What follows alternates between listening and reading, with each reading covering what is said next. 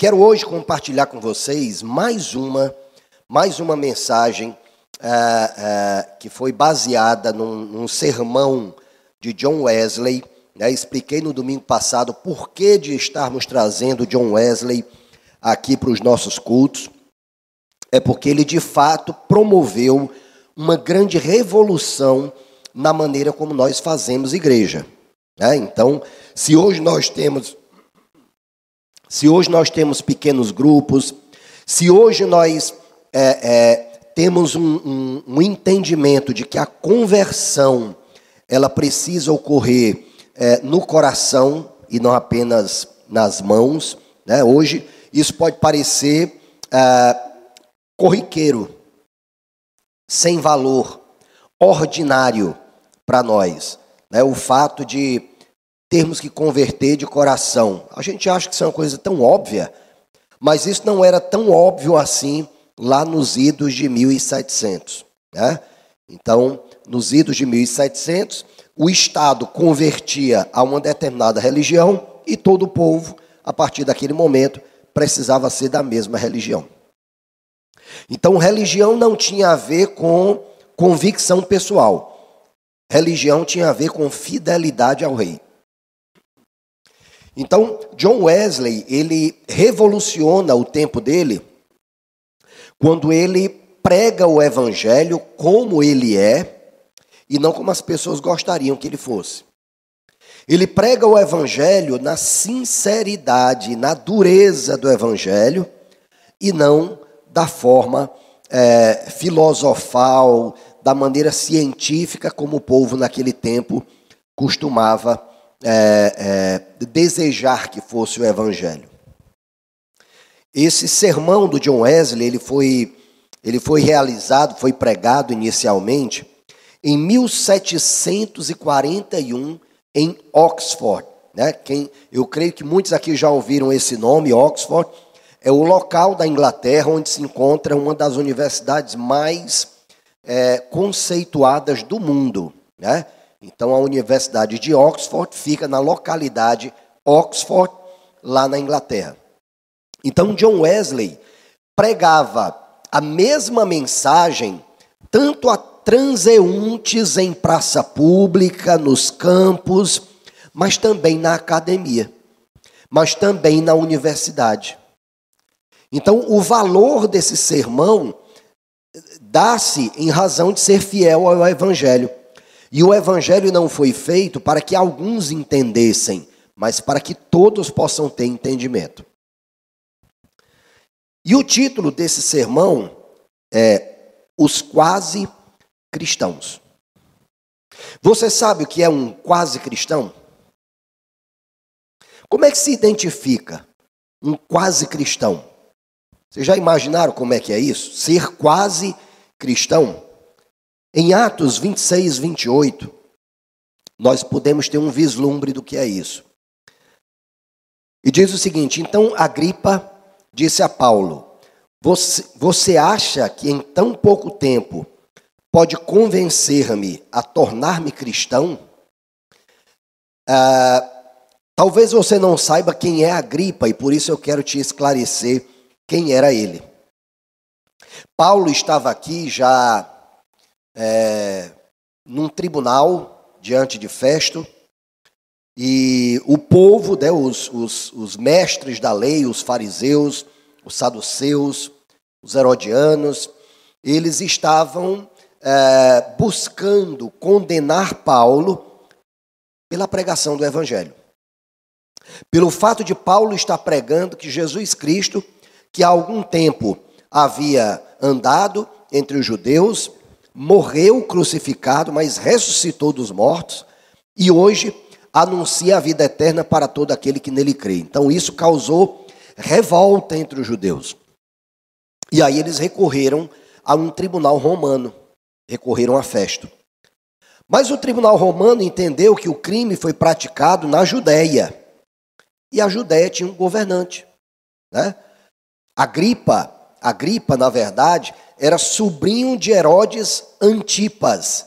Então você deve lembrar que quem mandou matar João Batista foi Herodes. Mas que Herodes? Herodes Antipas. E foi o mesmo Herodes que mandou matar as criancinhas quando Jesus nasceu? Não.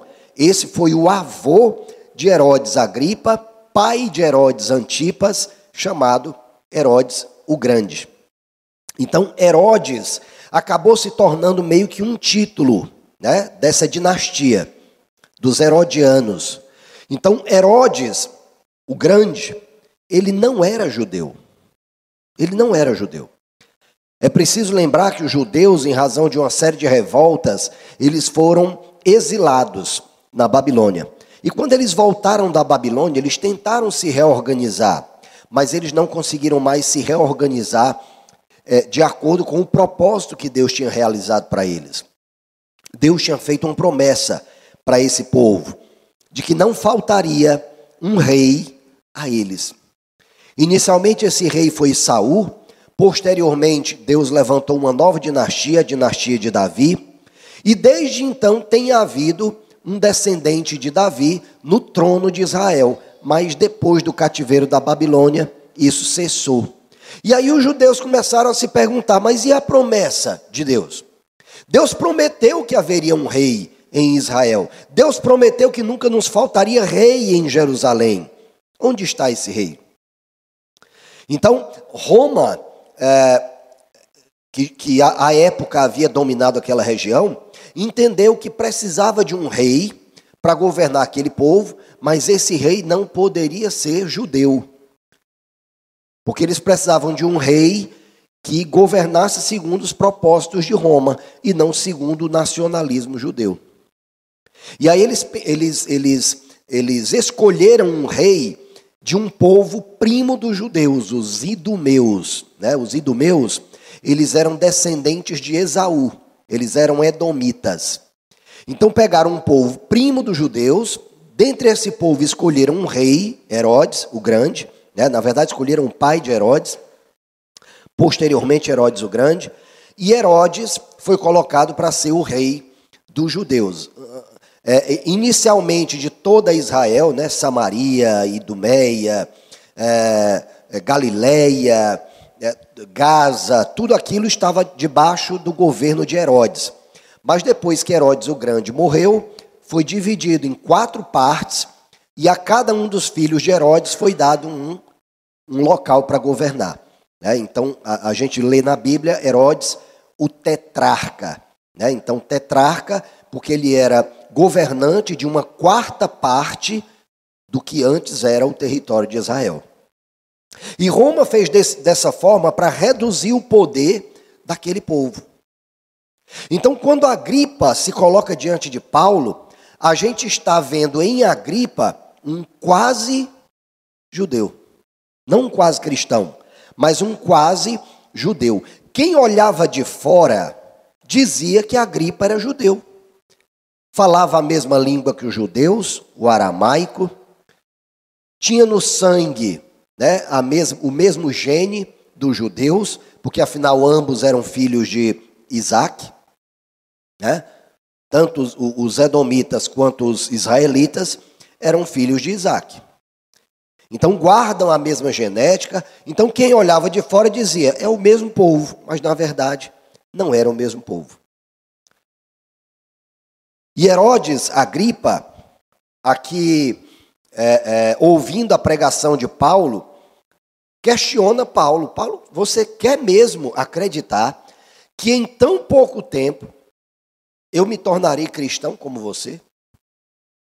E Paulo ousadamente diz, não só tu, rei Agripa, mas todos aqueles que me ouvem, o meu desejo é de que todos possam adorar a Deus da mesma forma que eu adoro na pessoa de Jesus Cristo.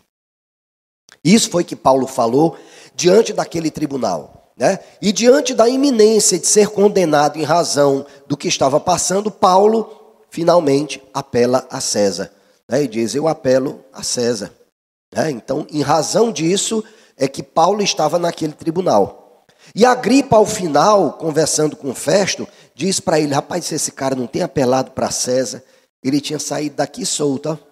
Esse cara não fez nada. Nada demais. Para os judeus, Paulo estava cometendo um terrível crime.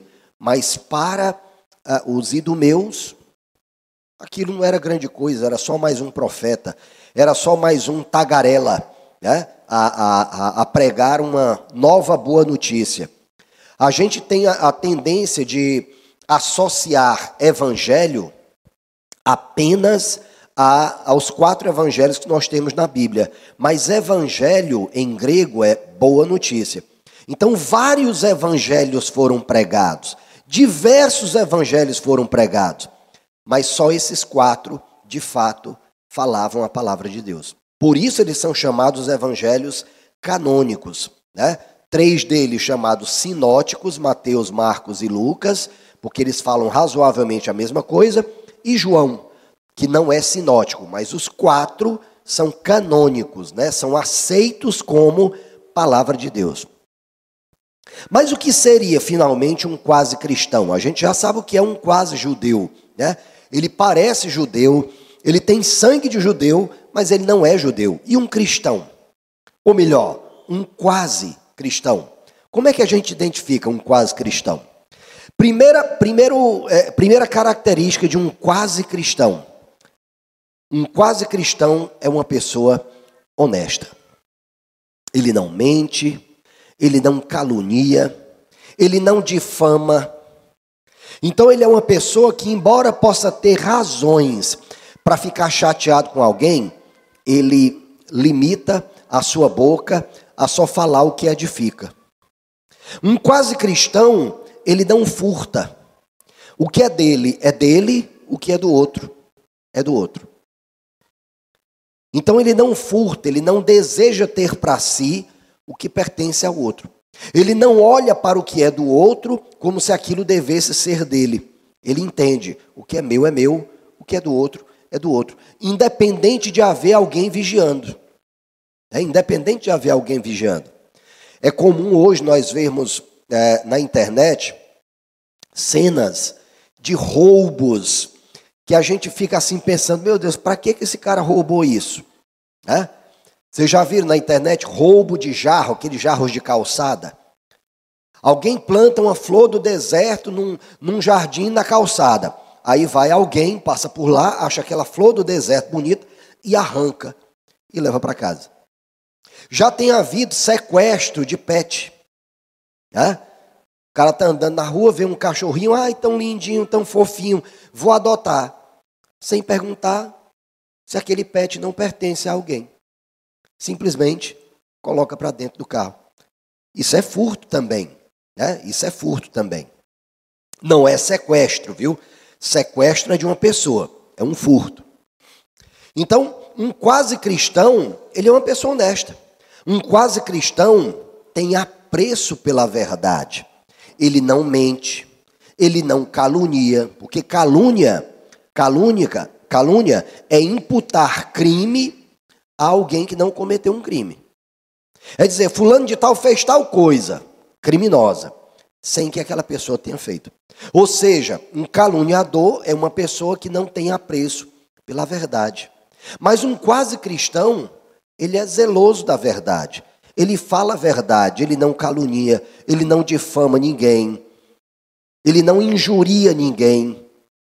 Ele é uma pessoa decente. Um quase cristão é uma pessoa caridosa. Ele ajuda os desvalidos, ele auxilia os necessitados. Sabia disso? A propósito, nós temos aqui na igreja, já tenho falado isso, um ministério chamado Amor em Ação. Tem alguém aqui que participe do Amor em Ação? Levanta a mão aí, quem participa. Então, esse ministério tem um programa chamado Life on the Streets, Vida nas Ruas. E o propósito é todo sábado, início da noite de sábado, Início da noite, 18h30.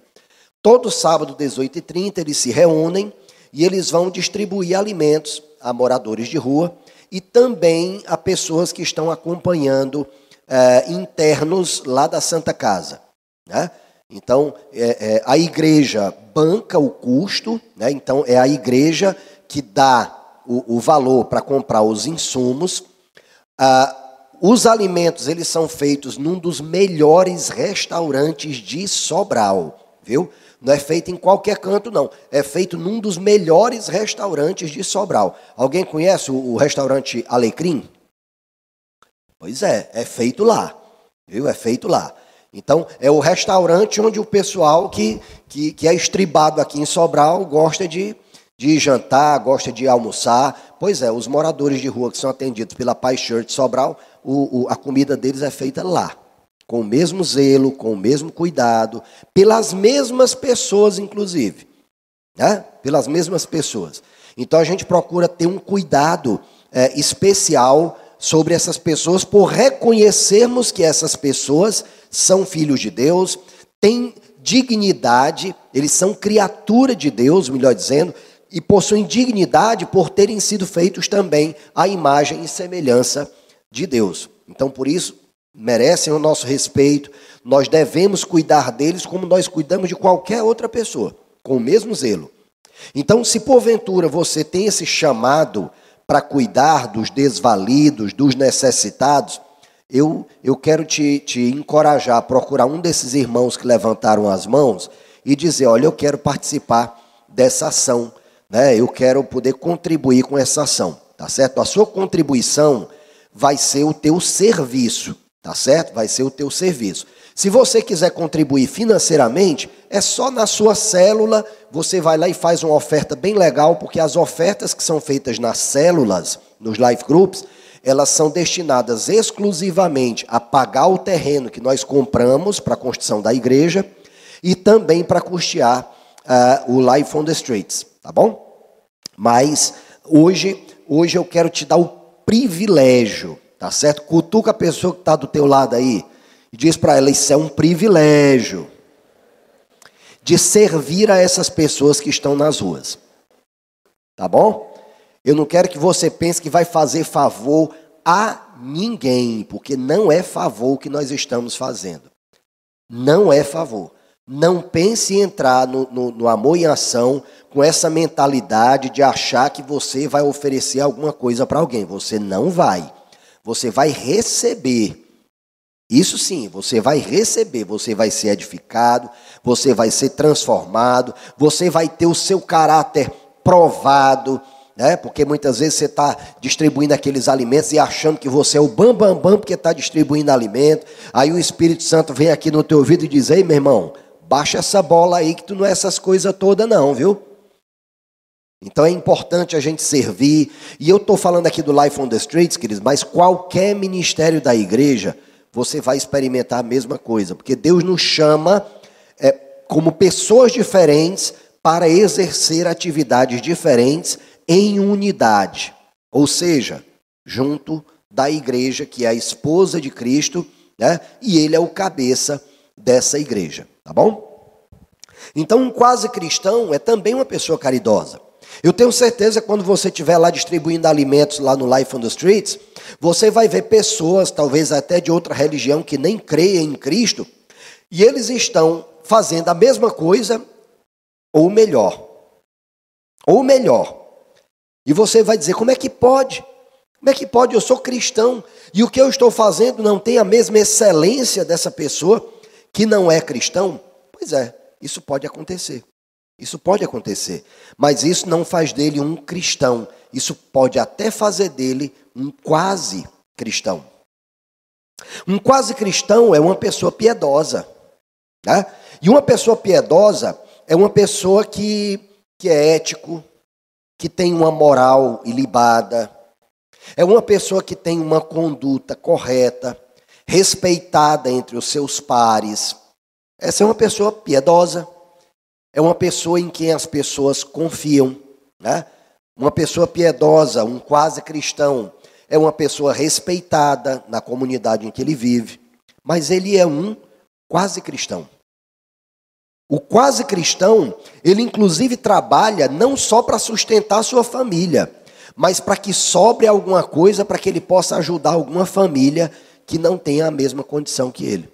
Esse pode ser um quase cristão, mas ainda não é um cristão. John Wesley compartilha conosco uma expressão que eu quero trazer para vocês. Ele diz o seguinte: ainda assim, Mesmo não praticando o mal e fazendo sempre o bem, não é possível assegurar que esse homem é mesmo um quase cristão. Porque se ele não tiver princípio melhor em seu coração, ele será apenas um hipócrita. Eita, pesado isso, né? Pesado. Pois é, era por isso que John Wesley incomodava tanto no tempo dele, porque ele ia com o dedo na ferida, né? Então, mesmo fazendo tudo isso, ele pode não passar de um hipócrita. Alguém que vive na superfície. Alguém que deseja fazer isso só para ser respeitado, para ser amado, só para receber elogio das pessoas. Um hipócrita. De fato, na sua essência, ele não é tudo aquilo que ele demonstra, mas ele quer aparentar uma santidade, ele quer aparentar uma pureza, ele quer aparentar merecimento, porque ele serve, porque ele faz, porque ele é bom, porque ele é ético, porque ele é moral. Logo, nem quase cristão ele pode ser. Analise essa reflexão aqui comigo. Eu vou ler com vocês aqui e vou fazer uma pergunta. Olha só o que diz aqui. Contemplei a natureza do bem e o considerei belo. Contemplei a natureza do mal e o considerei feio. Também compreendo a natureza do praticante do mal e sei que é meu irmão. Não por compartilhar comigo o mesmo sangue ou da mesma semente, mas por ser participante da mesma ideia e da mesma porção de imortalidade. O que é que vocês acham? Essa expressão, ela é de um cristão ou de um quase cristão? Quem acha que é de um cristão? Levanta a mão aí. Quem acha que é de um quase cristão? E o pessoal que está com medo? O pessoal que está com medo acertou, nem é um nem é outro. Esse cara nem cristão e nem quase cristão ele era. A pessoa que é o autor dessa expressão é esse aqui, ó. Pronto. Marco Aurélio, imperador romano. Aquele do gladiador, né, eu trouxe aqui essa foto para você associar. Aquele do gladiador, o imperador filósofo, né, o imperador ético, o imperador moral, o imperador que produziu, e essa expressão foi tirada inclusive de um livro dele chamado Meditações de Marco Aurélio. Né? Marco Aurélio era um estoico. Né? Então, se você ler o livro dele, você vai até achar que ele era cristão, mas ele nem quase cristão era. Nem quase cristão ele era. Eu preciso te lembrar que Marco Aurélio, por ter sido imperador romano, foi uma das pessoas que perseguiu os primeiros cristãos. Foi durante o império de Marco Aurélio que Policarpo de Esmirna foi martirizado, foi lançado aos leões e morreu trucidado pelos leões, por pregar o evangelho. E o que é, finalmente, então, ser inteiramente um cristão? Um verdadeiro cristão ama a Deus com toda a sua potência. Nós falamos sobre isso no domingo passado, mas eu quero me deter um pouco mais nesse aspecto para a gente entender essa característica que deve ter um cristão. Então, ele ama, e aqui em Marcos 12:30, o Evangelho nos diz: ame o Senhor, seu Deus, de todo o seu coração, de toda a sua alma, de todo o seu entendimento, de todas as suas forças. Você já viu alguma vez, hoje está aparecendo muito nos noticiários, o povo judeu, né, por conta da guerra deflagrada lá entre Israel e Irã. E você já deve ter visto alguma vez alguns judeus ortodoxos, diante do Muro das Lamentações, eles colocam uma caixinha preta aqui na testa e enrola na cabeça. E também colocam umas caixinhas nos braços, né, na mão, no braço, e enrola os filactérios no braço. Já viram isso alguma vez? Sabe o que é que tem dentro daquela caixinha? Esse versículo aqui. Só que não o versículo de Marcos, mas o versículo que é dito lá em Deuteronômio, né? Do qual descende o que Marcos está falando. era o principal mandamento dado ao povo judeu, né? Era o principal mandamento dado ao povo judeu, que orientava o povo judeu a amar única e exclusivamente um Deus. E esse Deus deveria ser amado de todo o entendimento, com toda a alma, com todas as forças, de tudo que eles fossem, eles deveriam amar esse Deus. Então, o que Marcos nos esclarece aqui é que cristão não é uma nova religião. Na verdade, cristão é o fato de nós termos sido inseridos na promessa que Deus fez aos judeus, lá quando chamou Abraão. Então, nós podemos não ser descendentes de Abraão de sangue, mas nós somos descendentes de Abraão espiritualmente. Então, todo aquele que crê em Jesus Cristo e é acrescentado a Jesus Cristo e ao povo do Salvador é também judeu, mas não judeu etnicamente, não judeu como povo, né, como povo terreno, mas judeu como povo celestial, como povo exclusivo de Deus. Então, mas para isso nós precisamos amar a Deus sobre todas as coisas. Olha o que diz Lucas 1, 46, 47. Minha alma engrandece ao Senhor, e o meu espírito se alegra em Deus, meu Salvador. Sabe quem foi que falou isso? Alguém sabe quem falou isso? Quem foi? Quem foi? Maria, foi Maria que falou isso. Foi Maria que falou isso. Eu estou, inclusive, preparando, isso aí vai ficar assim mais para frente, né, porque eu estou preparando uma série de mensagens sobre a Trindade, né? Depois que eu terminar essa série de mensagens sobre a Trindade, eu quero pregar uma série de mensagens sobre os ditos de Maria, né? Porque são preciosíssimos. Um deles é esse que nós acabamos de ler, né? Está dentro de uma oração que ela faz logo após a anunciação, onde ela diz: minha alma engrandece o Senhor, e o meu espírito se alegra em Deus, meu Salvador. Então o que ela está falando aqui é digno de um salmo, né? É digno de um salmo. Então tem preciosidades que nós precisamos explorar nisso.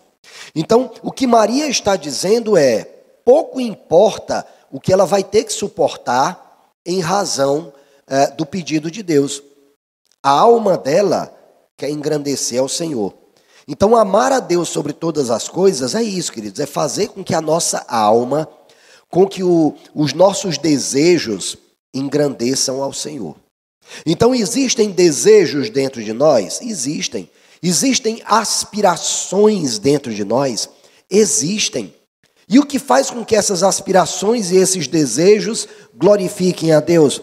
O fato de nós convertermos essas aspirações a fazerem o desejo de Deus. Então, um exemplo, tem algum problema em quem é solteiro querer casar? Isso é pecado? Não, claro que não é. Claro que não é pecado. Agora, você pode casar com qualquer um?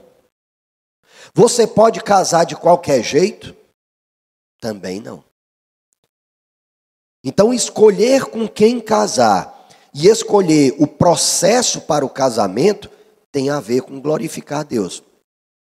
Então, quero casar com alguém, mas eu só vou casar com alguém que me veja como pessoa e não como objeto. Logo, eu não vou me comportar como se eu fosse um objeto de desejo.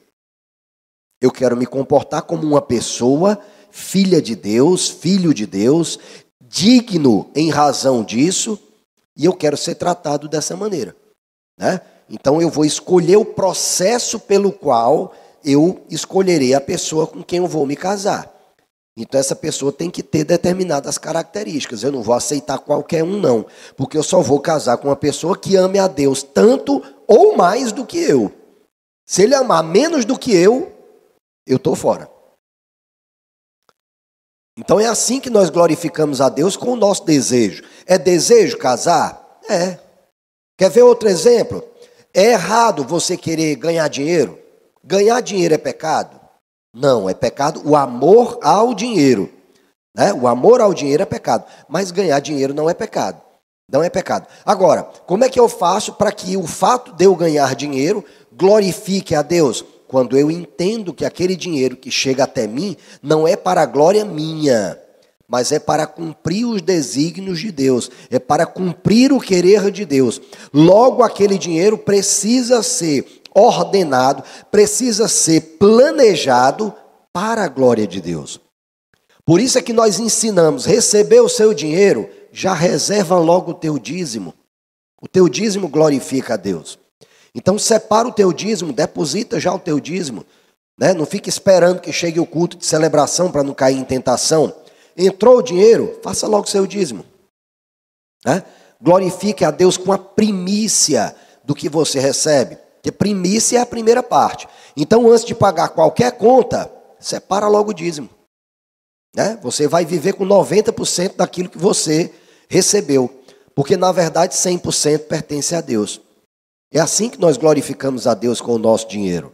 E aí, com os 90% eu posso fazer o que eu quiser? Também não. Eu só posso fazer com aqueles 90% o que não contraria o querer de Deus. Então, pode gastar esse dinheiro com aposta?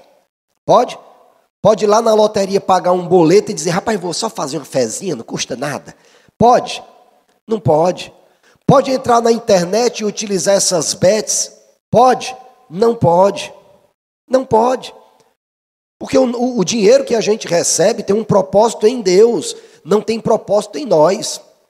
Então, dessa forma, nós amamos a Deus antes do nosso dinheiro, nós amamos a Deus antes dos nossos desejos, antes da nossa necessidade de intimidade, nós amamos a Deus. Eu quero te lembrar, queridos, e é por isso que eu quero trazer uma mensagem sobre a Trindade, tá certo? Talvez você diga, ai pastor, esse negócio de Trindade é tão complicado, será que não vai ficar muito difícil da gente entender? Não vai ficar difícil de entender se você compreender a essência da Trindade, mas aí eu vou deixar você esperar, tá bom? O que eu quero te dizer é, amor é sentimento ou é relacionamento? O que é que você acha? Amor é um sentimento ou um relacionamento? É um relacionamento, isso mesmo. Eu vi todos vocês falaram, assim, na mente, mas não tiveram coragem de falar assim, expressando, né? Mas eu percebi, eu captei, eu li a mente de vocês e vi que vocês acertaram, né? Amor é relacionamento. Então, na Trindade, o Pai se relaciona com o Filho se relaciona com o Pai, ambos se relacionam com o Espírito Santo e vice-versa. Então, a palavra diz que Deus é amor. E Deus nos ama a partir desse relacionamento. Deus nos acrescenta nesse relacionamento de amor que Ele vive eternamente na Trindade. Então, amor é relacionamento. Então, se nós amamos a Deus, nós precisamos nos relacionar com Ele. E como é que nós nos relacionamos com Deus? No nosso momento de oração, na nossa leitura da palavra, na leitura de bons livros, né? Ai, pastor, não sei que bom livro eu compre. Pode sinalizar para a gente lá no Instagram que a gente vai indicar alguns livros para você, né? Mas gaste o seu tempo com livros, né? Gaste o seu tempo com leitura da palavra, gaste o seu tempo com oração, gaste o seu tempo com contemplação. Sabe o que é contemplar? Contemplar é só olhar. Sabe quando você vê algo bonito, que você fica só olhando aquilo maravilhado, né? Você fica olhando maravilhado.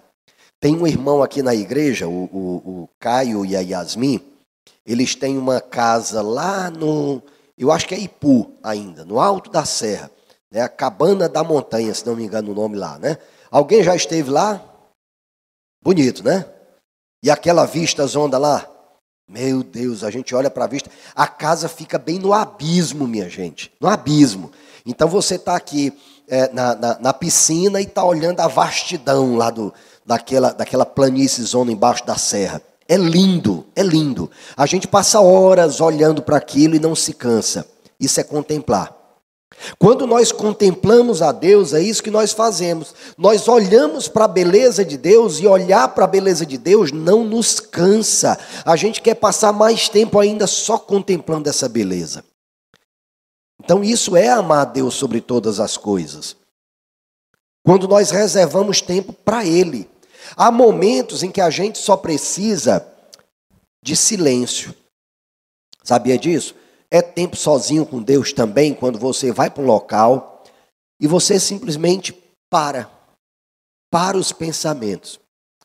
Quando eu vou quinta-feira lá para o sítio do meu sogro, aqui no Rafael Arruda, minha esposa fica impressionada, porque a gente vai quinta-feira para descansar, né? Aí quando eu desço do carro, né, eu já puxo meus apetrechos, eu comprei uma luva de vaqueta, né, para não botar calo nas mãos, né, já comprei uma machadinha também, então tem uma machadinha lá dentro do carro, bota, né, aí eu levo uma calça e vou para os matos, né, limpar alguns locais lá que eu vejo que estão sujos, né, e ela diz, amor, você vem para cá para descansar, e aí você pega um machado e passa a tarde todinha batendo no meio dos matos. Chega em casa, está banhado de suor. Que descanso é esse? Aí eu disse para ela, mas amor, não quero descansar meu corpo. Eu quero descansar minha mente. Quando eu estou ali batendo naquela árvore, eu consigo não pensar em nada. Então é um tempo que eu também estou reservando, não é tempo com Deus, é um tempo que eu estou reservando para mim, para estar em solidão, para estar em silêncio, mas para silenciar a mente, para fazer com que a mente pare de pensar, né? Porque eu e minha esposa, nós trabalhamos, não é com os braços, né? A gente trabalha com a mente. Quando a gente trabalha com os braços, é fácil, a gente deita no lugar, relaxa e dorme. Mas quando a gente trabalha com a mente, que para onde a gente vai, o trabalho vai junto. Porque vai junto. Então eu precisei criar para mim esse hábito, que é uma higiene mental, né, para que eu possa, entender que naquele momento eu não vou pensar em nada, eu não vou pensar em ninguém, né, eu só vou pensar em derrubar aquele negócio que eu estou derrubando ali. Né, só nisso. Então, amar a Deus sobre todas as coisas é também reservar silêncio para Deus, estar na presença dEle e só. Deus, eu estou aqui na tua presença, eu quero só ficar aqui na tua presença, né? Você vai passar 1 hora na presença de Deus, aí termina, alguém chega, e aí, 1 hora de oração, Deus falou contigo, aí você vai dizer, não, falou nada não. Mas passou 1 hora e Deus não falou contigo. Não, e nem eu falei com ele. Eu só fiquei sentado na presença dele. Só isso. Isso também é amar a Deus. Isso também é reservar tempo para Deus. Isso também é glorificar a Deus. Um cristão ama o próximo como a si mesmo. Cutuca a pessoa que está do teu lado e pergunta para ela, você é o meu próximo, viu?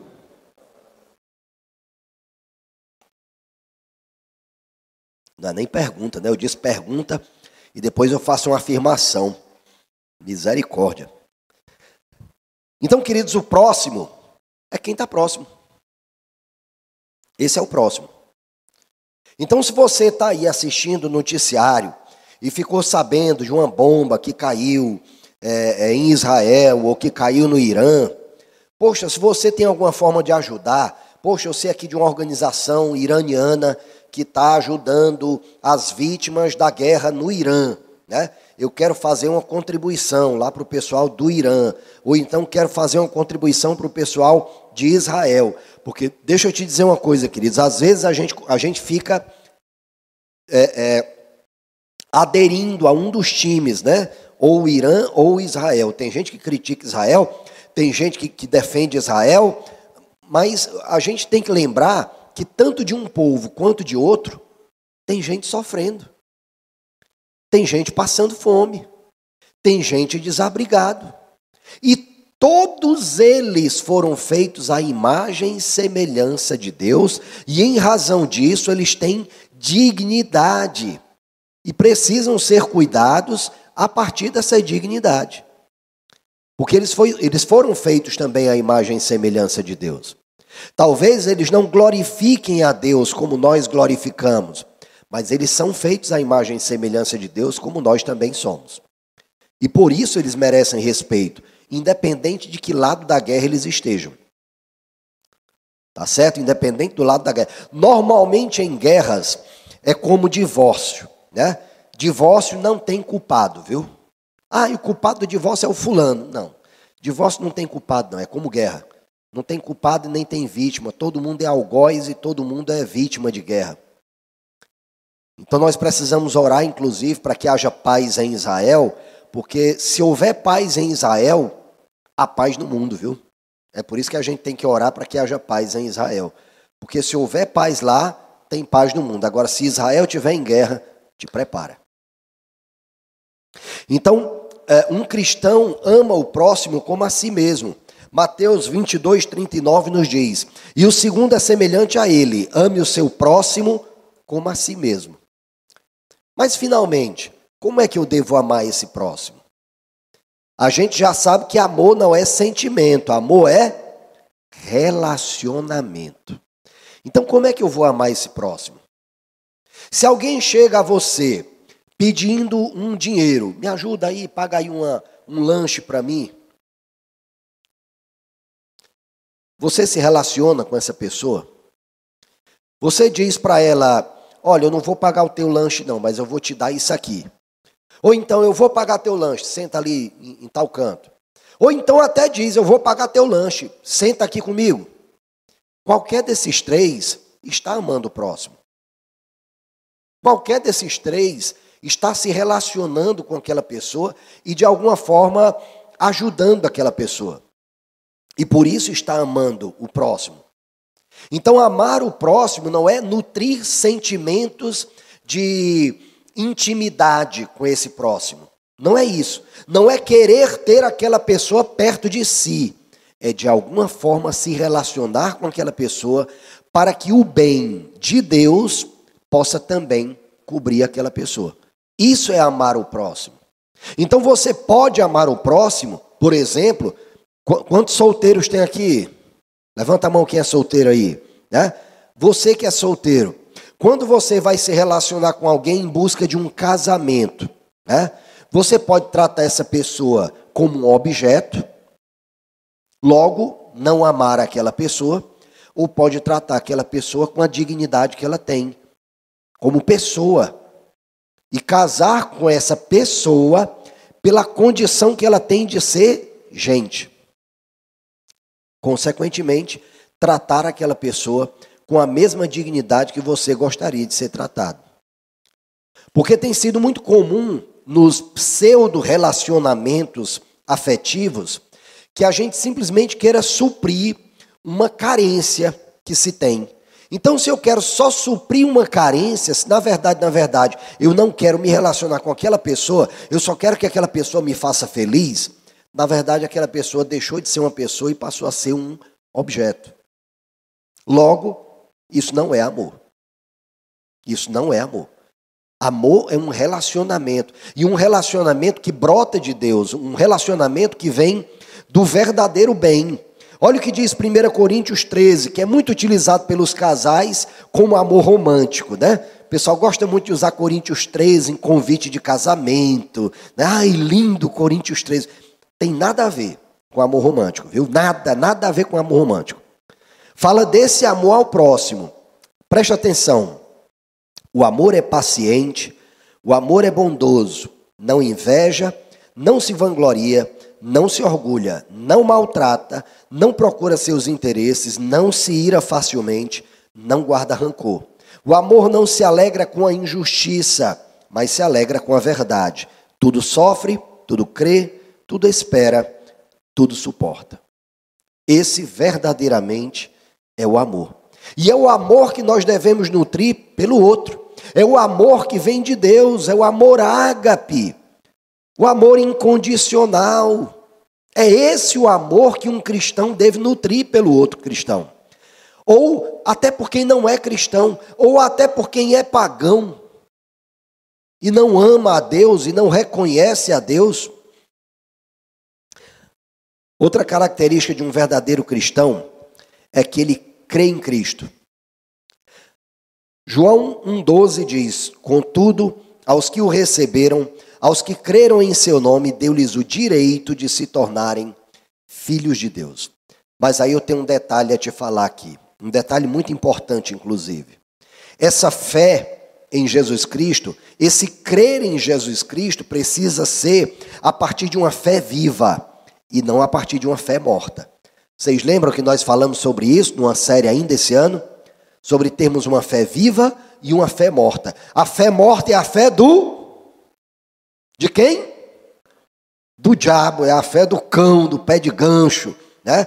Então, a pessoa pode crer que Jesus Cristo existe, mas Satanás também crê nisso e treme. Tem muito cristão que crê em Jesus Cristo e nem treme mais. Continua vivendo uma vida de pecado e acha que está tudo bem. Continua vivendo uma vida dissimulada e acha que está tudo bem. Antigamente pecava, e quando pecava não se achava digno de fazer determinadas coisas. Hoje peca e acha que não tem importância nenhuma. Então foi de um extremo negativo para outro extremo negativo. O extremo positivo, e aí não é extremo, é o fato da pessoa reconhecer: sou um pecador, pequei, mas o meu Deus me ama e eu vou me esforçar para não mais pecar. Essa deve ser a atitude de um cristão, que tem fé em Jesus Cristo, que crê na obra de Jesus Cristo. Porque Jesus Cristo não morreu numa cruz para que a gente se lave no sangue dele como quem toma um banho. Não é como quem toma um banho. Não é um batismo ordinário. Esse batismo foi de sangue, e um sangue que não merecia a cruz, e um sangue que não merecia o pecado, mas ele assumiu o nosso pecado, ele assumiu as nossas enfermidades, ele assumiu as nossas iniquidades, e nos lavou dessas iniquidades com o seu precioso e santo sangue. Logo, não é uma graça barata, mas uma graça caríssima. Foi o preço mais alto que alguém pôde pagar por quem quer que seja. Foi o preço que Jesus pagou por mim e por você. Porque ele pagou esse preço na cruz. Então a fé que nós devemos ter é uma fé que purifica o coração. Não é uma fé que nos mantém com os mesmos velhos hábitos. Não é uma fé que se manifesta apenas na superfície, como uma religião, mas uma fé que promove mudanças dentro de nós. Uma fé que nos faz ter nojo do pecado. Nojo do pecado. É uma fé que nos faz ficar contritos e arrependidos diante da prática do pecado. É essa fé que nos faz cristãos. Quem quer que tenha essa fé operando assim por amor, não é alguém que é quase, mas alguém que é um cristão completo, segundo John Wesley. E aí eu quero te fazer refletir agora com a seguinte pergunta. Faço parte desse grupo? Pergunte para você mesmo. Eu faço parte desse grupo que ama a Deus com todo o coração, de todo o entendimento, com toda a alma, com todas as forças? Eu amo o meu próximo como a mim mesmo. Eu creio na obra de Jesus Cristo ao ponto de abandonar completamente o pecado para viver para Ele. Eu amo a Jesus Cristo, eu creio em Jesus Cristo dessa forma. Se você respondeu que não, eu tenho para ti um conselho. Acorde enquanto ainda é tempo. Acorde enquanto ainda é tempo. Efésios 5,14 diz: desperta, ó tu que dormes, levanta-te dentre os mortos, e Cristo resplandecerá sobre ti. Reconheça os seus pecados e clame ao Senhor.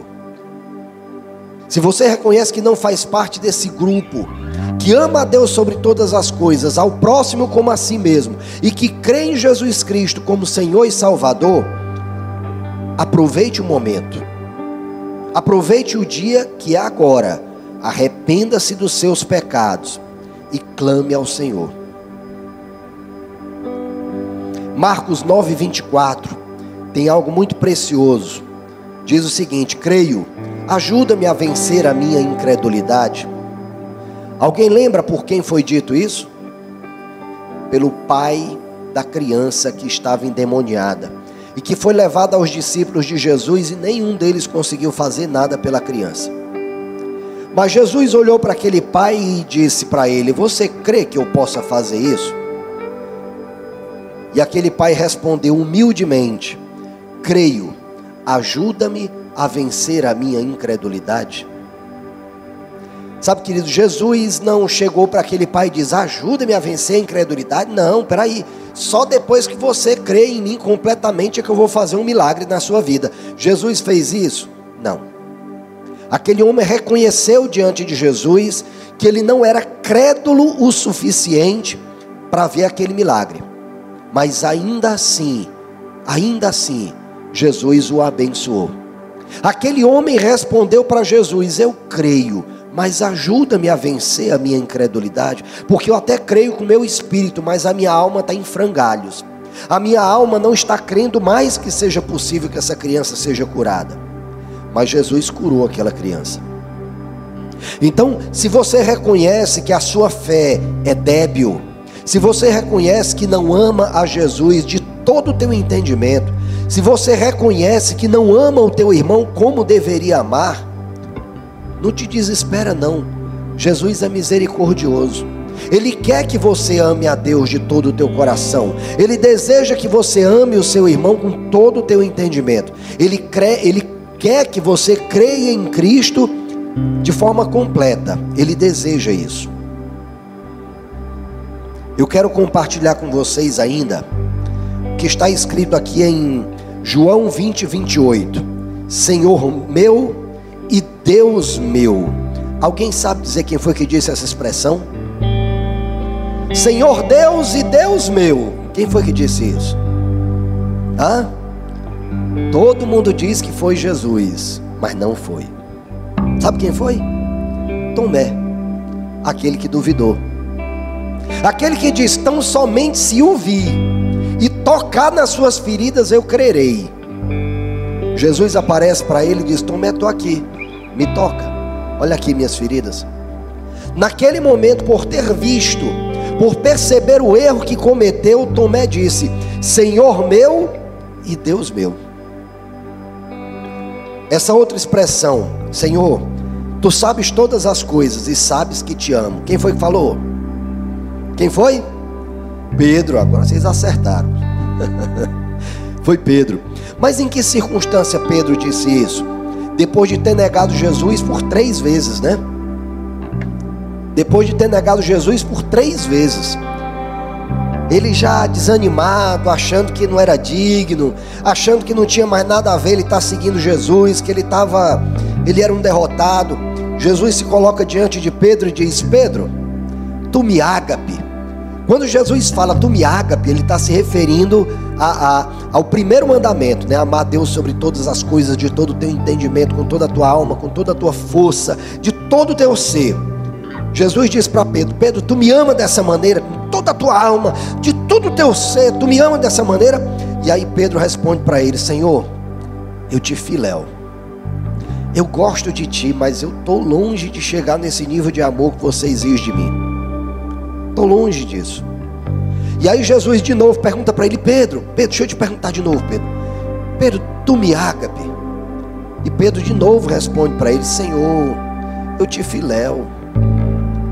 E aí finalmente Jesus pergunta pela 3ª vez: Pedro, tu me filéu? E Pedro responde para ele: Senhor, tu sabe de todas as coisas, tu conhece o meu coração, tu sabe que eu te filéu. Eu não te ágape, mas eu te filéu. Eu quero te lembrar que esse Pedro ainda não tinha recebido o Espírito Santo. Esse Pedro ainda não tinha sido cheio da presença do Espírito Santo. Isso foi antes de Pentecostes. Mas logo depois, não só Pedro, como todos aqueles outros discípulos que estavam reunidos esperando Jesus, estavam ali clamando por Jesus, todos eles receberam uma porção do Espírito Santo. Receberam o Espírito Santo sobre eles, mas não apenas sobre ele, receberam o Espírito Santo neles. Eles agora eram templo e habitação do Espírito Santo de Deus. Então, se antes, por força própria, eles não conseguiam amar a Deus de forma ágape, agora eles amam a Deus de forma ágape, porque o amor de Deus veio morar dentro deles. Da mesma maneira, queridos, qualquer um de vocês que já entregou sua vida a Jesus e que verdadeiramente deseja se relacionar com Ele, e eu quero te lembrar que relacionamento é amor, que deseja amá-lo de todo entendimento, precisa lembrar que dentro de você habita o próprio amor de Deus, que dentro de você está o próprio Espírito Santo, que é o próprio Deus, e a palavra diz que Deus é amor.